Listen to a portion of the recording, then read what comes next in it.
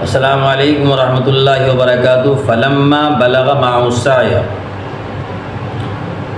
یعنی جب وہ باپ کے ساتھ چلنے کے قابل ہو گئے، اس میں اشارہ ہے کہ یہ صاحبزادے جن کے ذبح کرنے کا حکم دیا جا رہا ہے، یہی نہیں کہ بڑھاپے کے اکلوتے بیٹے تمناؤں اور دعاؤں کے بعد حاصل ہوئے ہیں، بلکہ اب وہ پل کر جوان ہونے کے قریب ہے اور اس قابل ہیں کہ باپ کے ساتھ سعی و عمل میں ان کی امداد کر سکے، مدد کر سکے۔ تاریخی روایات کے مطابق اس وقت حضرت اسماعیل علیہ السلام کی عمر 9 سال ہو چکی تھی، ایک قول 13 سال کا بھی مفسرین نے بتلایا ہے۔ ان حالات نے حضرت خلیل اللہ کی قربانی کو کتنا صبر آزما کر دیا، اس کا اندازہ لگانا بھی آسان نہیں۔ والد بزرگدار نے سعادت مند بیٹے سے مشورہ لیا تو وہ بھی خلیل اللہ کے صاحبزادے تھے۔ والد بزرگ کا خواب سن کر فرمایا، یا ابت افعل ما تؤمر ستجدنی انشاء اللہ من الصابرین، یعنی ابا جان آپ وہ کام کر گزرے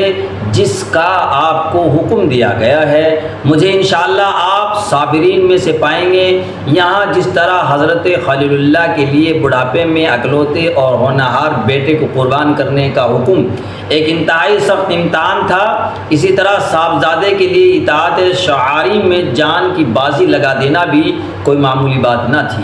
مگر اللہ تعالیٰ نے اس پورے خاندان ہی کو اپنے لیے بنایا تھا، اسی کے لیے آثار ظاہر ہوئے۔ یہاں حضرت اسماعیل علیہ السلام کا جذبہ اطاعت تو قابل دید ہے، یہ بات بھی سبق آموز ہے کہ انہوں نے اپنے ارادے اور عزم اور ہمت پر بھروسے نہیں بلکہ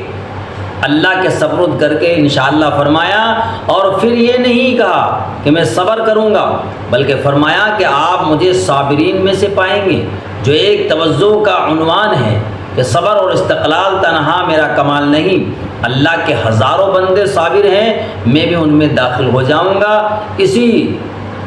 تفویض اور تواضع کی برکت تھی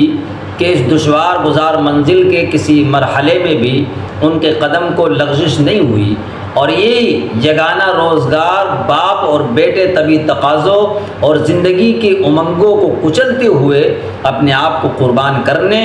اور کرانے کے لیے قربان گاہ کی طرف چل پڑے۔